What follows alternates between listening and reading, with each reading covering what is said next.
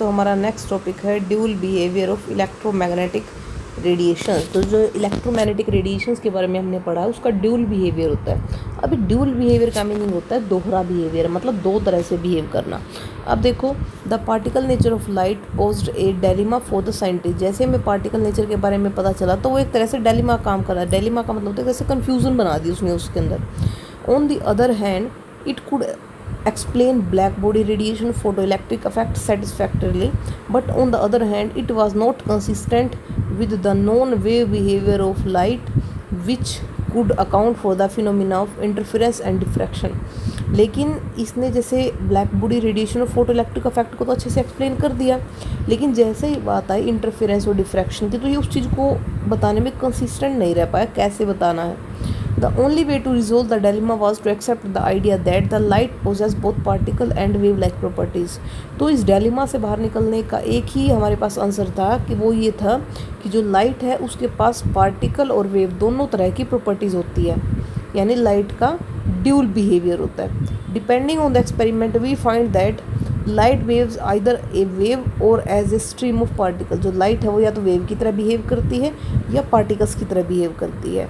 When ever radiation interact with matter it displays particle like properties in contrast to the wave like properties. जब हम radiation को interact करवाते हैं matter के साथ तो उस टाइम पे वो पार्टिकल लाइक प्रॉपर्टी शो करती है, ठीक है, which it exhibit when it propagates।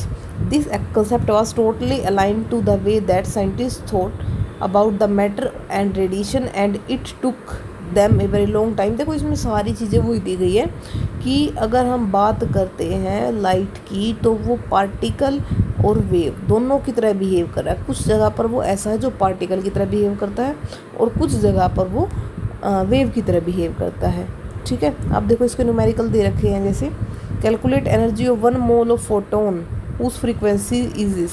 हमें फ्रीक्वेंसी दे रखी है, हमें फॉर्मूला पता है क्या होता है, E is equal to H nu. Nu है, एच की वैल्यू हमें पता है 6.626 इंटू 10⁻⁻⁻³ जूल सेकेंड, ठीक है। न्यू की वैल्यू दे रखी है, हम एनर्जी इजली निकालेंगे।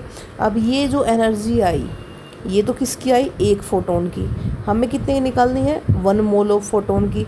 1 मोल की वैल्यू क्या होती है, 6.022 इंटू 10⁻23, तो उससे मल्टीप्लाई कर देंगे। ऐसे ही a 100 watt bulb emits monochromatic light of wavelength 400 nanometre. Calculate the number of photon emitted per second by the bulb. ये कह रहा है कि एक 100 वाट का बल्ब है जो मोनोक्रोमेटिक लाइट जिसकी वेवलेंथ 400 नैनोमीटर उसको इमिट करता है, तो हमें नंबर ऑफ फोटोन्स निकालने हैं पर सेकेंड बाय द बल्ब। तो अब देखो पावर ऑफ बल्ब है वो दे दी, कितनी है 100 वाट यानी 100 जूल पर सेकेंड, ठीक है। एनर्जी ऑफ फोटोन क्या होगी, एच न्यू यानी hc/λ। एच की वैल्यू है, सी हमें पता ही है, और जो लैम्डा है वो है हमारा 400 नैनोमीटर। नैनोमीटर को अगर हम चेंज करेंगे 400 नैनो को चेंज करेंगे तो 10⁻⁻⁹ मीटर, ये हो गया। अब उसके बाद नंबर ऑफ फोटोन्स इमिटेड कैसे निकलेंगे, देखो भाई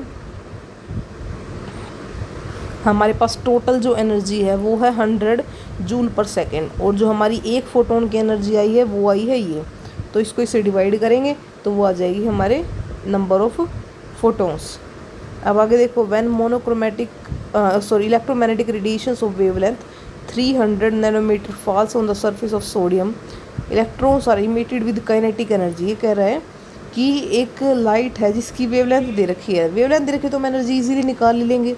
और ये कह रहा है कि जो इलेक्ट्रॉन्स इमिट होते हैं ना उनके पास इतनी काइनेटिक एनर्जी है, तो हमें ये बताना मिनिमम किस एनर्जी की कितनी एनर्जी की रिक्वायरमेंट है। ये वही आएगा हमारा formula, H nu is equal to H nu nought plus kinetic energy.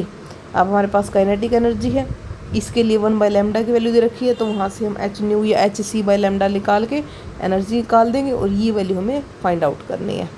अब देखो इसका कैसे सॉल्यूशन कर रखा है, एनर्जी निकाल दी hc/λ करके, ये आ गई एनर्जी। तो 1 मोल ऑफ फोटोन की भी एनर्जी आ जाएगी। मिनिमम एनर्जी हमें निकालनी है, remove 1 mole of electrons from sodium. तो देखो ये आई हमारी 1 मोल्स ऑफ इलेक्ट्रॉन्स की एनर्जी।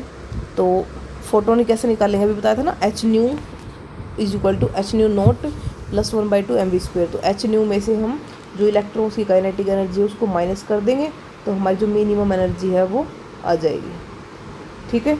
उसके बाद देखो next, the threshold frequency nu naught for a metal is this. Threshold frequency दे रखी है, हमें काइनेटिक एनर्जी निकालनी है और calculate the kinetic energy of an electron emitted when the radiation of frequency hit the material. अब ये new की वैल्यू दे रखी है, न्यू की वैल्यू दे रखी है, यानी H nu is equal to H nu nought plus 1/2 mv², या काइनेटिक एनर्जी डायरेक्ट लिख लो, ठीक है।